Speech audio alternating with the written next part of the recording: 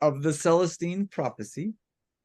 Well, Bad reflection. There we go. It's been an amazing journey through this book, man. I am super stoked to be reading this book and super grateful to be back in this book after a little 2 weeks off. So I know. I remembered that I had book club tonight and I got so excited. I didn't realize how much I had missed it because like life was so beautiful. And I was like, oh, we get to go explore the Celestine Prophecy again. This is fantastic. right. Did we want to introduce that new structure where we read some and then discuss some and then read some? Sure. Sure. Well, you kind of just did then. So I don't know that we really have too much of a format to it. We're gonna kind of see how it unfolds.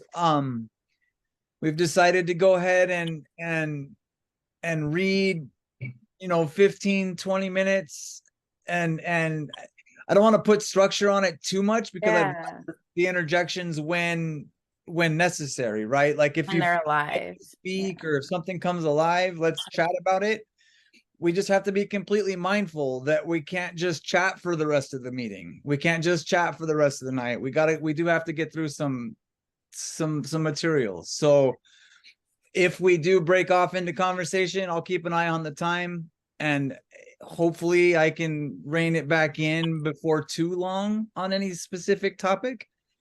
And then if we do it this way, we won't have the ending all conversations. So we'll just keep, we kind of just need to work together a little bit and see if we can integrate how we move that conversation time into the whole meeting instead of just at the end. So yeah, and it will just play with it, like allow it to flow. And then, I have an inkling that it'll naturally flow really well.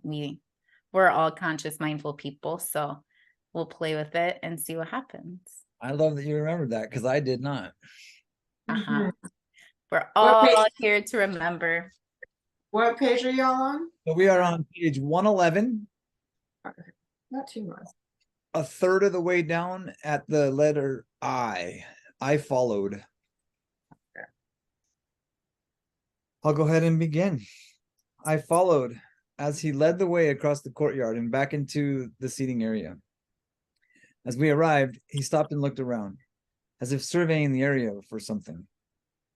Over there, he said, pointing out to a spot that bordered a dense forest. We followed the path as it wound through the trees and bushes. He picked a spot in front of a large tree that grew out of a mound of boulders so that its huge trunk seemed to be perched on the rocks. Its roots wrapped around and through the boulders before finally reaching the soil. Flowering shrubs of some type grew near the semicircles in front of the tree, and I could detect a strange sweet fragrance from the shrub's yellow blossoms. The dense forest provided a solid sheet of green in the background. The priest directed me to sit down in a clear spot amid the bushes, facing the gnarled tree. He sat beside me. Do you think the tree is beautiful? He asked. Yes. Then, feel it. He seemed to be struggling again to find words. He thought for a moment and then asked, Father Sanchez told me that you had an experience on the ridge. Can you remember how you felt? I felt light and secure and connected. How connected? That's hard to describe, I said. Like the whole landscape was part of me. But what was the feeling? I thought for a minute. What was the feeling? Then it came to me. Love, I said. I guess I felt a love for everything. Yes, he said. That's it. Feel that for the tree. But wait a minute, I protested. Love is something that just happens. I can't make myself love anything. You do not make yourself love, he said. You allow love to enter you. But to do this, you must position your mind by remembering what it felt like and try to feel it again. Okay, can I pause here? Because wow. I just said, I know, because like what I want to do is like just take out the to enter you, like allow yourself to be love, right? Because that's what it is. And it's not that we cultivate or create love, is that we cultivate and create the space in which allows love to exist. Love is the natural state of being, right? That was just like, oh, yes. Okay. That was it. Nice. It's almost like getting the ego out, like more of the work is getting the ego out of the way to allow that. Not like you said, Jen, it is love. So it's more, how can we get the ego out of the way so that we're feeling our natural state? How can we release our expectations of ourselves and it to allow ourselves to see the true essence? Feel and be in it. Yeah. Feel it, see it, hear it, experience it, be it. And yeah, because it reminded me of the podcast I was listening to today with the conscious uncoupling. And Blue had asked him something. I forgot what it was she asked him. It was like about space holding or something. And he's like, oh, well, I think it's just our natural state of being. And it's not that we have to try to be it. It's that we do the work to release what's covering it up, or the protection mechanisms, or the, whatever the case is. And like, I feel like that's been such a beautiful, accurate description, right? It's been a journey of unbecoming. Right. And allowing myself to be what I'm meant to be. For sure. Okay. So what I'm hearing is ego is the blocker to love. I have this interesting relationship with ego, though. I don't think it's the ego. I think it's our relationship to it, as with everything else. Because like I had this interesting experience. I don't know when, but it felt very medicine-y, but I don't think I was medicine-y. It was hiking or something. But it was that contemplation, right? Like everything is a medicine and everything is a poison. It's not the thing, it's our relationship to the thing that determines what it is for us. Right. And it's our intention with the thing that determines how we express it into the world. And so that applies to the ego. What if there's just a language barrier? What if we hear the ego saying, you're worthless, you're not enough, you're this. But what if we're completely blocking out the first part of that, saying, hey, be careful, because the you're not enough is coming alive. So go give yourself what you need so that doesn't express. Like, what if we translated the ego in a different way? Instead of it defining who we are, it's that wise elder that's telling us what to watch out for and how to prepare for the journey ahead. Yeah, I can see that. Yeah, well said. Yeah. Look at the tree. Or I looked at the tree and tried to remember the emotion on the ridge. Gradually, I began to admire its shape and presence. My appreciation grew until I actually felt an emotion of love. The feeling was exactly the one I remember as a child for my mother, and as a youth for the special little girl that was the object of my puppy love. Yet, even though I had been looking at the tree, this particular love existed in a general background feeling. I was in love with everything. The priest slid away several feet and looked back at me immediately. Good, he said, you are accepting the energy. I noticed his eyes were slightly out of focus. How do you know? I asked. Because I can see your energy field getting larger. I closed my eyes and tried to reach the intense feelings he had acquired on the ridgetop, but I could not duplicate the experience. What I was feeling was on the same continuum, but to a lesser degree than before.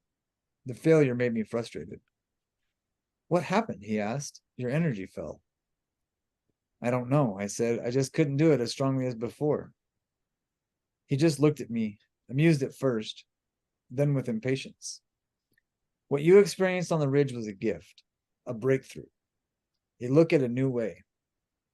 You must now learn to let go, to get that experience by yourself, a little at a time. He slid back a foot further and looked at me again. Now try more. I closed my eyes and tried to feel deeply. Eventually, the emotions swept over me again. I stayed with it, attempting to increase the feeling by small increments. I focused my regard on the tree. That's very good, he subtly said. You are receiving energy and giving it to the tree. I looked at him squarely. I'm giving it back to the tree. I'm giving it back to the tree? When you appreciate the beauty and the uniqueness of things, he explained, you receive energy. When you get to the level of where you feel love, you can then send energy back just by willing it so. For a long time, I sat there with the tree. The more I focused attention on the tree and admired its shape and color, the more love I seemed to acquire generally. An unusual experience. I imagined my energy flowing over and filling up the tree, but I couldn't see it. Without changing my focus, I noticed the priest get up and begin to walk away. What does it look like when I'm giving energy to the tree? I asked. He described the perception in detail and recognized as it the same phenomenon I had witnessed when Sarah projected energy into the philodendron at Vicente. Though Sarah was successful, she apparently wasn't aware that the state of love was necessary for the projection to take place. She must have been acquiring a love state naturally, without realizing it. The priest walked down toward the courtyard and out of my range of vision. I remained in the sitting area until dusk. And I'll pass. Again with the wow. Right. Like beauty is the bridge. Like beauty is the bridge to love. Admiring and acknowledging and witnessing beauty allows the love to be created, that energy to be created. I mean, it makes so much sense because like when I have space held for me and people see beauty in my mess, I feel so loved. Right? Like that was just breathtaking for me to hear. Mm-hmm. Okay. Somebody else can read. All right. The two priests nodded politely as I entered the house. A roaring fire fended off the evening chill, and several oil lamps illuminated the front room. The air was filled with the smell of vegetable, or perhaps potato soup. On the table was a ceramic bowl, several spoons, and a plate holding 4 slices of bread. One of the priests turned and left without looking at me, and the other kept his eyes lowered and nodded. At a large cast iron pot sitting on the earth by the fire, a handle protruded from under its lid, and as soon as I saw the pot, the second priest asked, "Is there anything else you need?" "I think not," I said. "Thank you." He nodded and left the house as well, leaving me alone. I lifted the lid from the pot potato soup. It smelled rich and delicious. I poured several ladles full into a bowl and sat down at the table. Then pulled the part of the manuscript Sanchez had given to me from my pocket and placed it beside the plate, intending to read, but the soup tasted so good that I focused entirely on eating. After I finished, I placed the dishes in a large pan and stared at the fire, hypnotized until flames burned low. Then I turned down the lamps and went to bed. The next morning, I awakened at dawn, totally refreshed. Outside, a morning mist rolled through the courtyard. I stoked up the fire and put several pieces of kindling on the coals and fanned it until it caught up. I was about to look through the kitchen for food when I heard Sanchez's truck approaching. And I will pass. I walked outside as he emerged from behind the church, a backpack in one arm and several packages in the other. "I have some news," he said. motioning me to follow him back inside the house. Several other priests appeared with hot corn cakes and grits and more dried fruit. Sanchez greeted the men, then sat with me at the table as the priests scurried away. I attended a meeting of some of the priests of the Southern Council, he said. We were there to talk about the manuscript, at issue with the government's aggressive actions. This was the first time any group of priests has met publicly in support of this document, and we were just beginning our discussion when a government representative knocked on the door and asked to be admitted. He paused as he served his plate and took several bites, chewing them thoroughly. The representative, he continued, assured us that the government's sole purpose was to protect the manuscript from outside exploitation. He informed us that all copies being held by Peruvian citizens must be licensed. He said he understood our concern, but asked us to comply with this law and turn in our copies. He promised the government that government duplicates would be issued back to us at once. Did you turn them in? I asked. Of course not. We both ate for a few minutes. I tried to overchew to appreciate the taste. We asked about the violence in Kula, he went on, and he told us that this was a necessary reaction against a man called Jensen, that several of his men were armed agents from another country. He said they planned to find and steal the undiscovered part of the manuscript and remove it from Peru. So the government had no choice but to arrest them. There was no mention of you or your friends. Did you believe the government man? No, we didn't.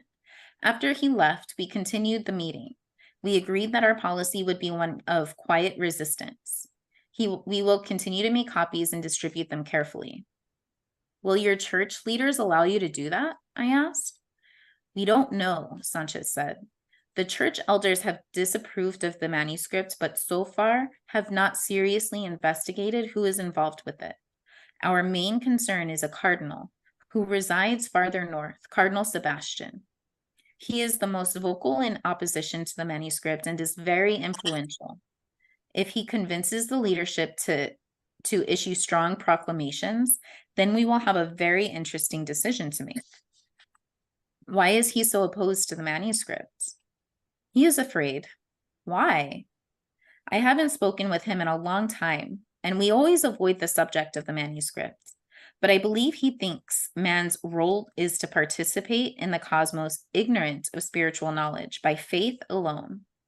He thinks the manuscript will undermine the status quo, the lines of authority in the world. Ooh, interesting. How would it do that? He smiled and tilted his head back slightly. The truth shall set you free. But there's this one line that just he said the status quo and then defined that as the lines of authority in the world, which I thought was interesting. I hadn't recognized that comparison or that definition. Yes, absolutely. I nodded. He picked up an apple and walked out. I wandered outside behind him, then remembered the copy of the Fifth Insight in the bedroom and retrieved it. Earlier, I had been thinking of the forest where Sanchez had been sitting when I had first met him. Even in my fatigue and panic, I had noticed that the place was extraordinarily beautiful. So I walked down the road toward the west until I came to the exact spot, then sat down there myself. Leaning back against a tree, I cleared my mind and spent several minutes looking around. The morning was bright and breezy, and I watched the wind as it whipped the branches above my head. The air felt refreshing as I took in several deep breaths. During a lull in the wind, I took out the manuscript and looked for the page where I had stopped reading.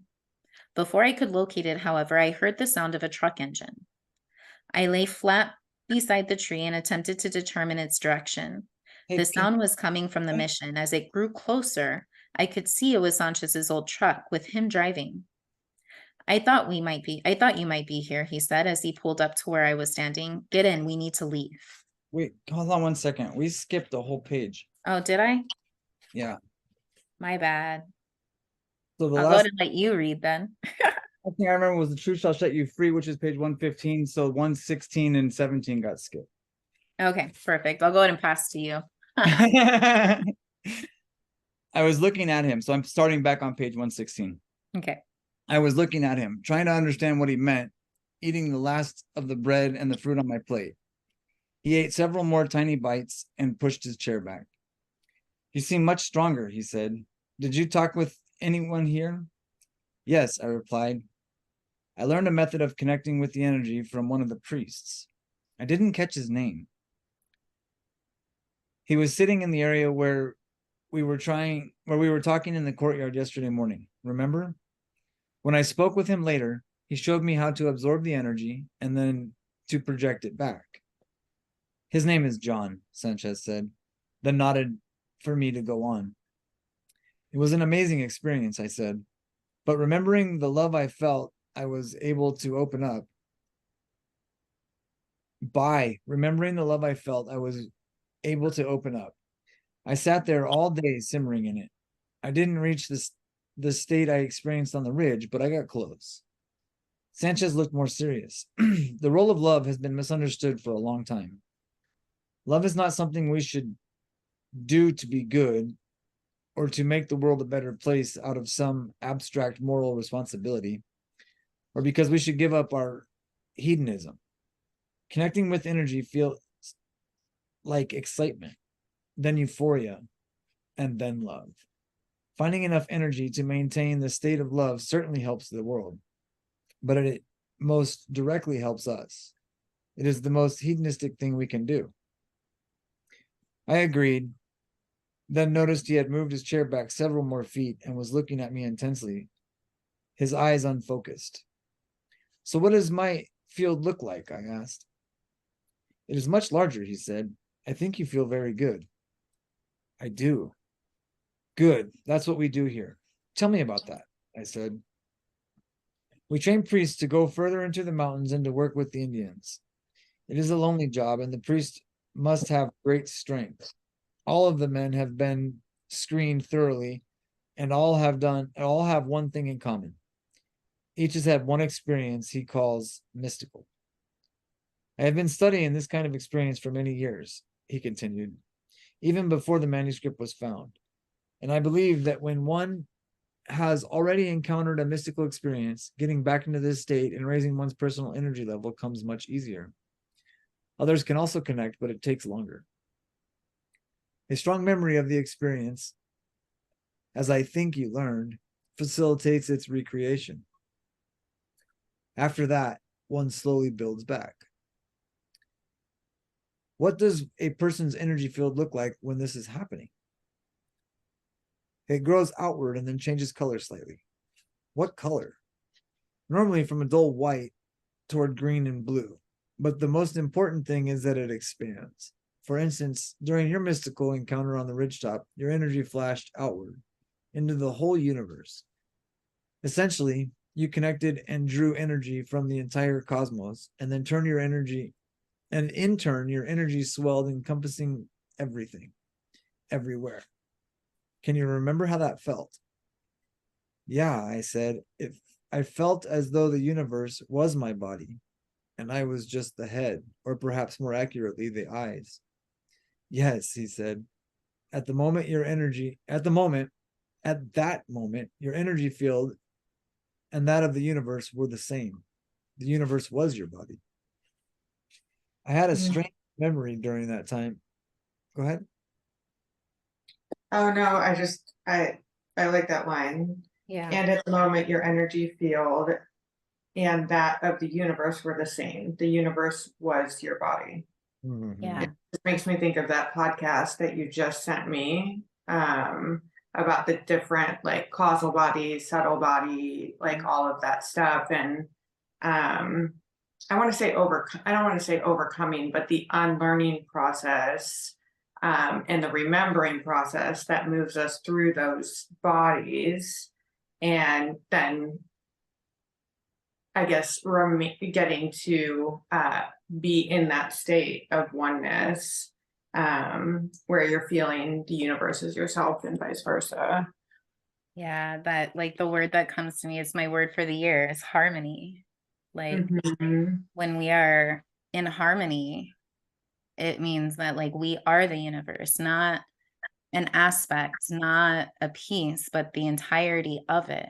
It's all of the pieces coming together to create that that harmony, which is resonating as the universe in that same piece. Mhm. And I remember there was some point where I was exploring emotions and trying to like understand how to describe them in a way, like trying to understand them from my experience of them. And then that like love to me was just that, like that's, it was synonymous. Love was everything. It was every emotion. It was the acceptance and the embracing and the allowing of every emotion to exist. So love wasn't just this feeling. Love was the complete opening to all of the feelings together. Mhm. Right. Mhm. And so then you had anger was a part of love. Hate is a part of love. Bliss is a part of love. Right. And then love and God became synonymous with each other, interchangeable. I was just listening to a podcast about consciousness, and the way they described it, it was like you know what an apple tastes like. So it's easy to describe. It's easier to describe because I can point to an apple and I can tell you, here, taste this. This is an apple, and that's what it tastes like. With consciousness or with love, there's no tangible, like, here, taste this. This is love. Like, love is just the embodying of, I love that, of embodying all experience, right? Like, Yeah. in some of the more harder situations, the hate, the anger, the, you know, Yeah. it It's is like it's the same concept of like trying to describe a journey. Like every time right after a journey, I try to describe it, the words like take away from it. yeah. And you know, like it's just, and it's the same thing with any deep love or just big experience of that harmonizing with the universe. It's like it's literally indescribable in nature. So we're trying to describe the indescribable, in turn taking its essence away with any attempts to describe it. Yeah. It reminds me of the first verse of the Tao. Yes. Is it the mystery itself is the doorway to all understanding? I love that part of it because it's experiential, and it requires allowing the mystery to be what it is. And it's fun to play with the emotions, to play with how they fit together, to play with trying to describe them, to relate to one another. But that's, I think, where empathy and compassion come in, because that's more experiential as well. It's more of a felt sense than it is a conscious or mind-based knowing of what the other person is experiencing. When you drop in, or when I drop into that area of love and connection, then that empathy and compassion is like, I don't have to have it all figured out to completely understand. I can just feel and be with this. Yeah, it's the experience of. Yes. Yeah. Oh, And I then love that line. Thank you for sharing that. Is it the mystery is the doorway to understanding? Yeah, the mystery itself is the doorway to all understanding. Yeah. Well, and I love the way that statement continues, because then the Tao goes and names.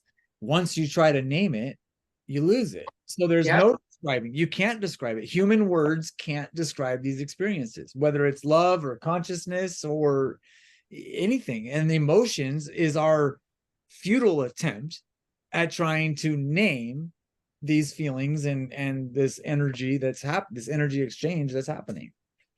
Yeah, I think that's why, like in the Orgasmic Oracle Mystery School that I'm a part of, the gate that we walked through of sound was so freeing to me. Like, because then it allowed me, like one of our invitations to grow was to ask somebody if you can sound your experience to them. Right. And then just like, and even allowing myself to do that in my own time, like,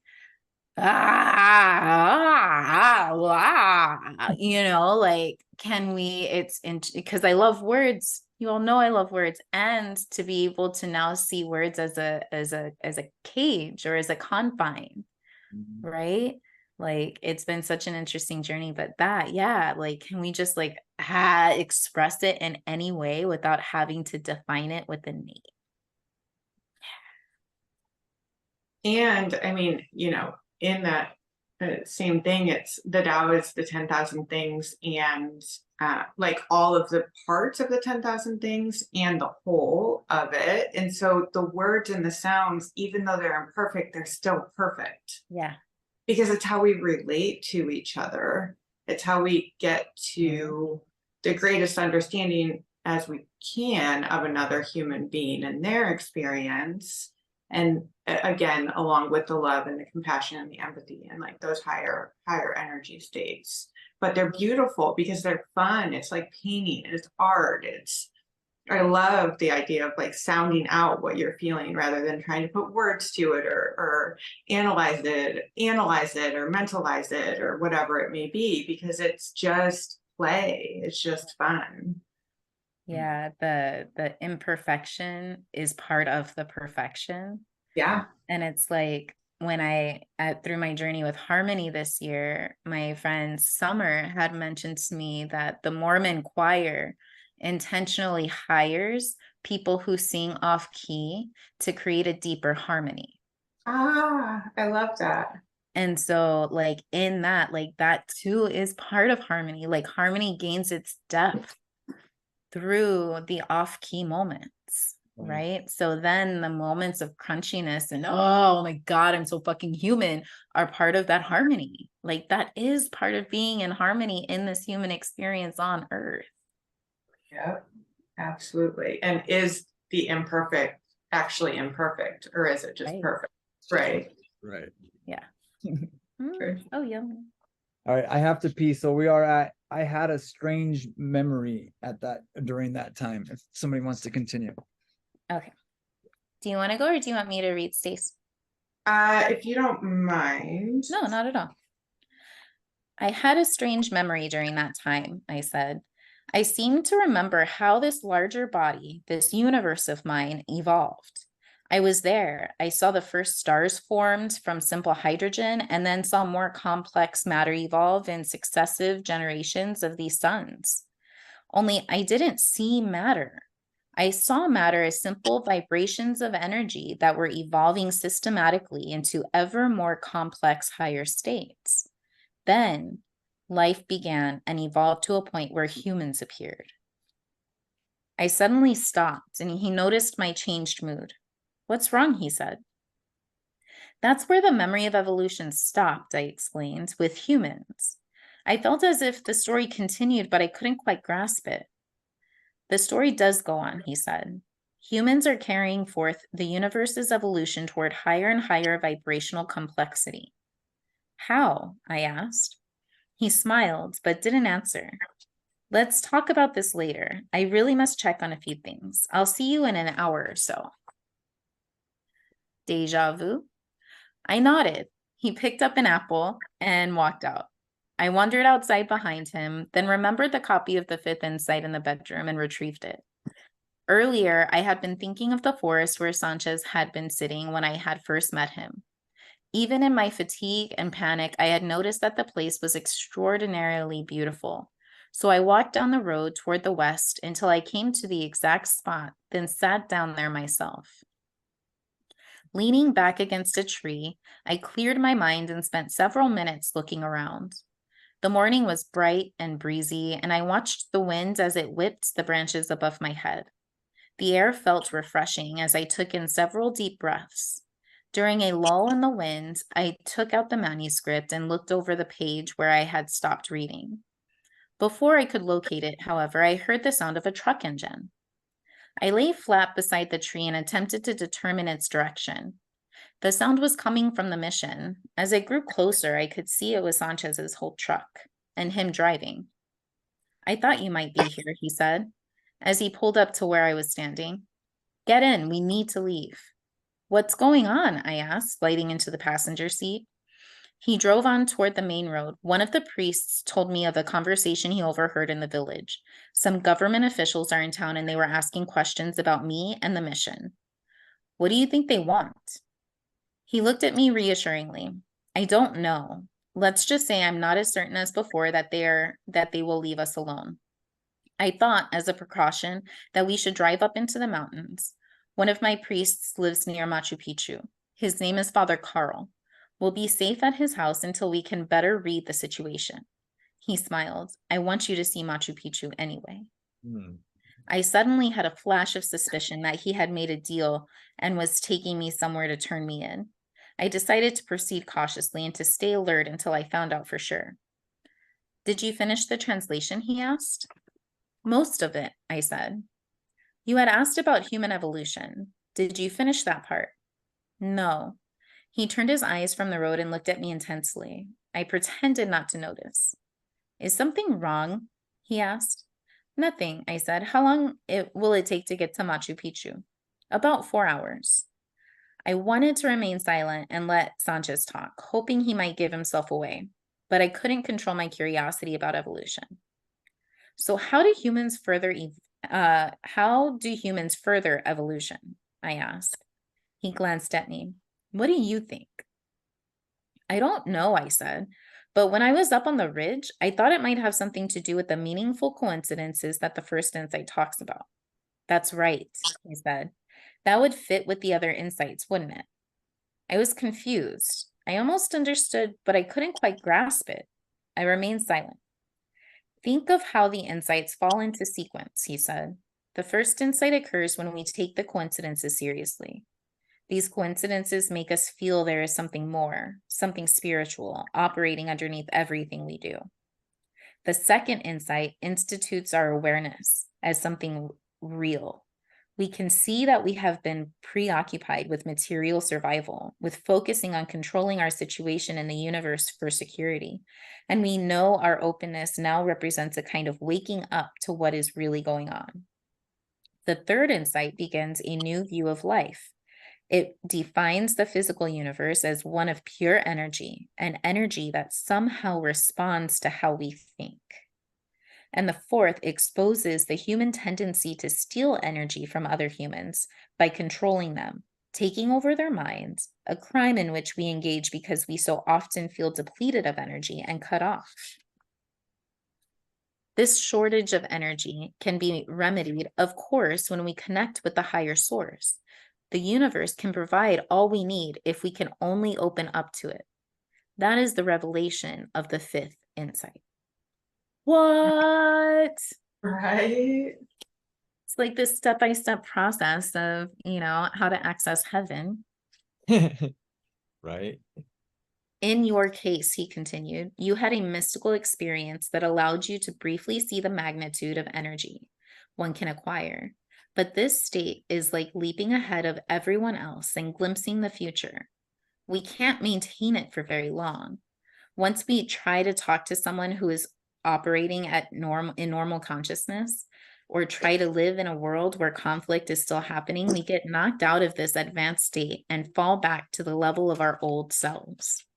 And then, he continued, it is a matter of slowly regaining what we glimpsed a little at a time, and to begin a progression back toward that ultimate consciousness. But to do this, we must learn to consciously fill up with energy, because this energy brings on the coincidences, and the coincidences help us actualize the new level on a permanent basis. This is like the story of my journey. Right. Like, I had just described this a few times over the last few days. Once to Jeff about how, like, it started out with these moments, these fleeting moments where I felt just this divine bliss, this perfection, this like heaven of sorts. And it was like a glimpse. And I was like, oh my God. Because before that happened, the experience of the glimpse, of the fleeting moment, it was an imagination. It was a fairy tale.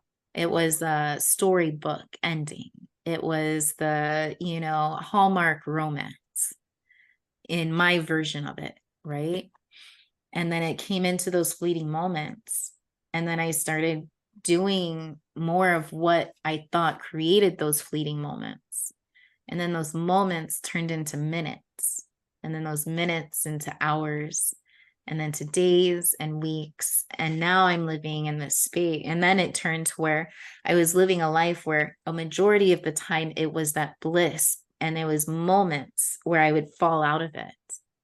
And now it's this space where I'm just in this all the time, even in the crunchiness, right? It's able to maintain that. And it that's truly what that evolution felt like to me, of taking those moments and learning to expand them.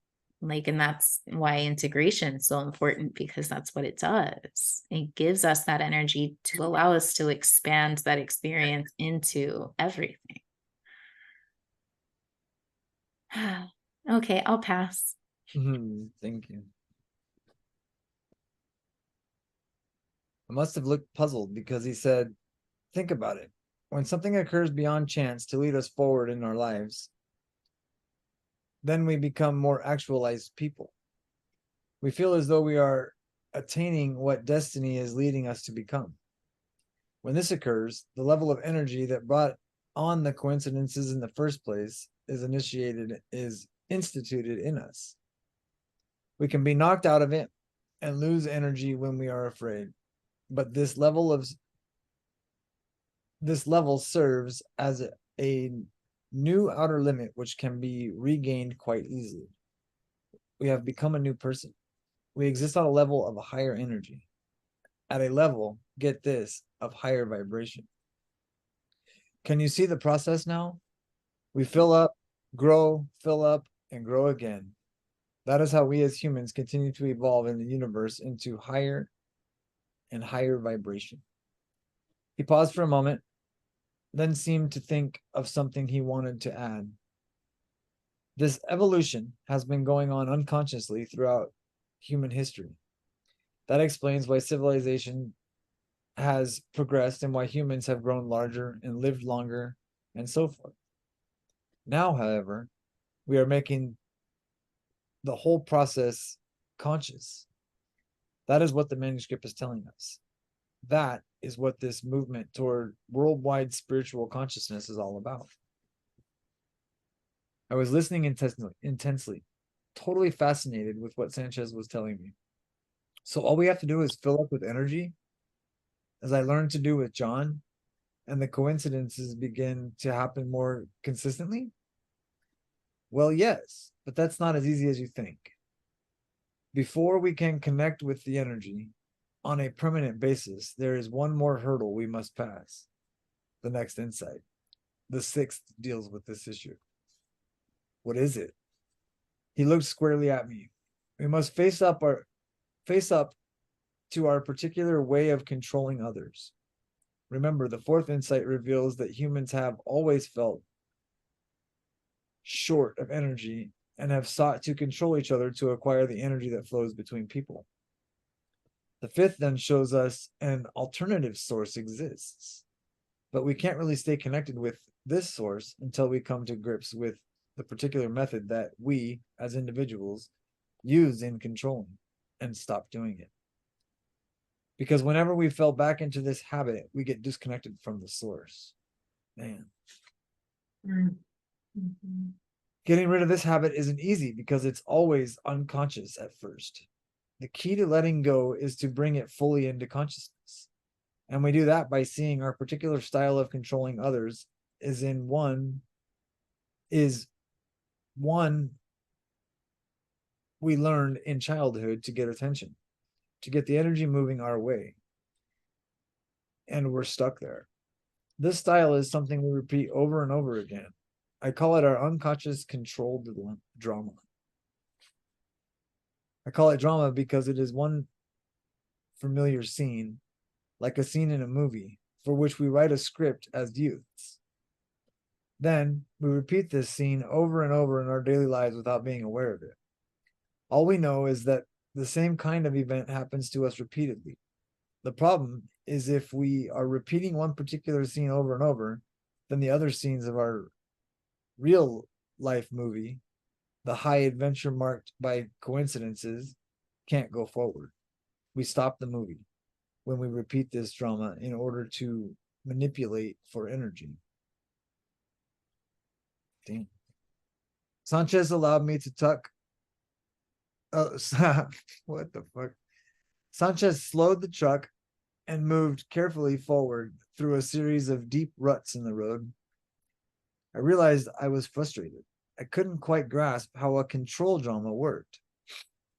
I almost expressed my feelings to Sanchez, but I couldn't. I realized I still felt discontent from him and didn't care to reveal myself. Did you understand? He asked. I don't know, I said curtly. I don't know if I have a control drama. He looked at me in the warmest regard and chuckled out loud. Is that so? He asked. Why do you always act so aloof? We got 10 minutes. Do we want to start a new chapter or do we want to just chat? I mean, there's a lot in there for sure. That's like, yeah, that was intense. Mm-hmm. It's so funny because it reminds me of like watching little kids and how they do constantly want the attention on them. And like, even to the point that I've been like, I'm pretty sure that's why I can't be a parent. Like, because that constant, like, look at me, look at me, look at me. And just this analogy of that's basically to go back to the ego or like lack of a better finger to point it to is doing the same thing in an adult body. So I was having a conversation earlier today, and it brought up the discernment that I had gotten between narcissism and being of service. And this was given to me by the sacred wild in its creation. And I would tell Paul all the time, I was like, it's like the most narcissistic thing I could do is make this community because it's literally all about me. And I sat with like, really, what is the difference between narcissism and being of service? Right? Because it genuinely, I was like, this is about my healing. This is about my journey. This is about my practice. This is about all the stuff that I want. It's like all about me. But then the difference that I came to was that in a narcissist or in the narcissistic personality disorder, it's that they want to make it all about them for them, and they want it to be all about them for everybody else. Where for me, when I'm being of service, I'm making it all about me for me, and I want you to make it all about you for you. And I want you to make it all about you for you. Right? And so and in this conversation today, I was exploring how like in the relationship that I was in with Steve, it was never about me for me. I made it all about him for me, but that too was narcissism because I was making it all about him because that in and of itself was all about me. Because I wanted to make him feel good so he could make me feel good. So he could make it all about me. So it was just this interesting conversation. yeah, that is awesome realization for sure. Just that battle of the inner child is what I read. You know, it's just that constant. I mean, it's easy to see it in children, but fuck, that's me.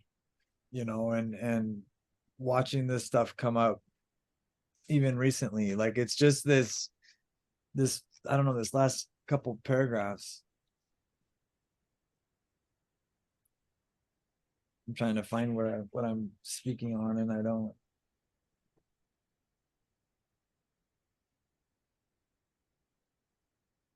see it.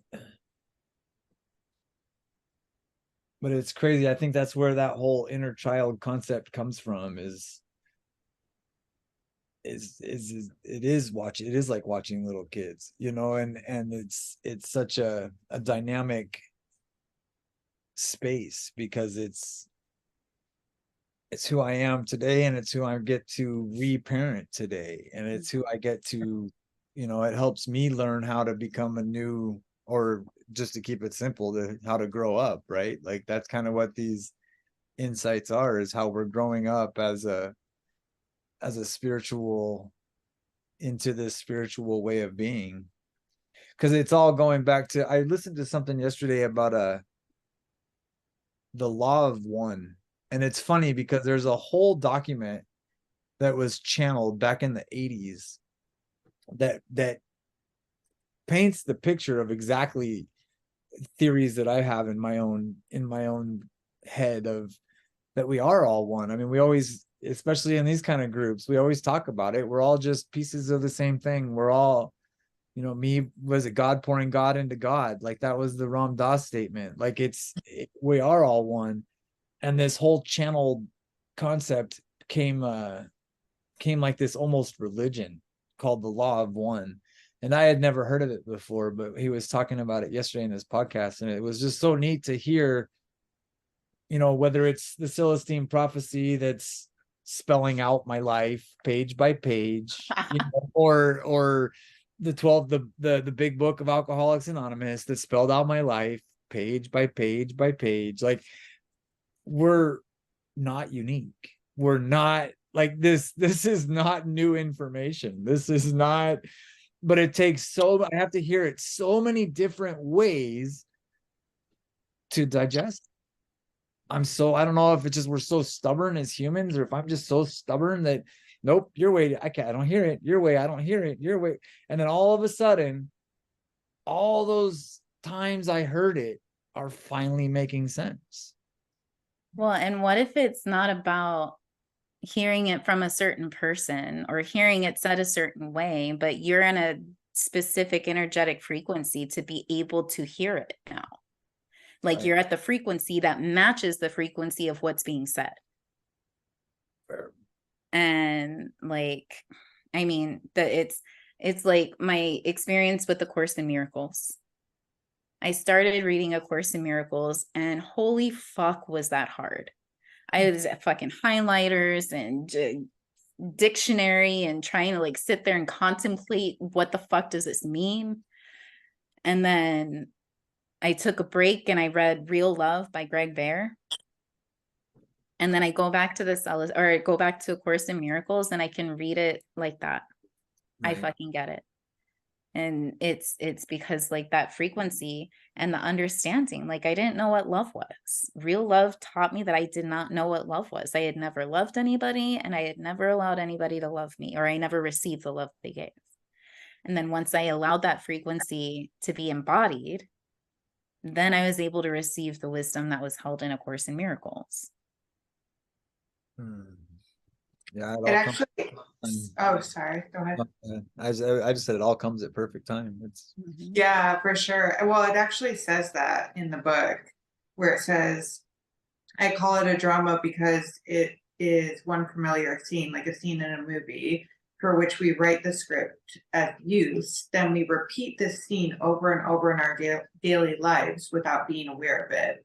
All we know is that the same kind of event happened to us repeatedly. The problem is, if we are repeating one particular scene over and over, then the other scenes of our real life movie, the high adventure marked by coincidences, can't go forward. We stop the movie when we repeat this one drama in order to manipulate for energy. So when we stop trying to get a specific thing and open up to allowing and and the idea that the universe is working for us and things are happening for us and not to us, that's when we get, I'm reading that we get the high adventure marked by coincidences rather than the same scene over and over again. Well, I feel like that's the most down to earth, easy to understand description of trauma I have ever heard. Right. Because that's what trauma is that unprocessed experience that we live over and over and over until we process it.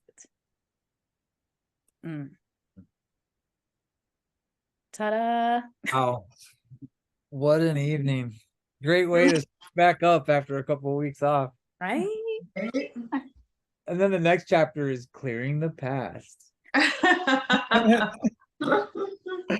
So now what do we do? Oh, we clear the past. Yeah. Let's do it. It was so good to feel you guys tonight. Yeah. Thank you for joining. Yeah. Oh, I'm not going to be able to be on next week, by the way. I have a board meeting. Bummer. So I'll catch you guys on the replay. Awesome. Good. Heads up. Yeah. Nice. Anybody else have anything to add? Nope. I am complete. Well, thank you for joining us with the reading of Celestine Prophecy. Hope to see you again next Wednesday. If you're catching the replay, you can jump on Wednesdays at 6:30 Arizona time. So join us live or catch us on YouTube, whatever works for you. Bye, everybody.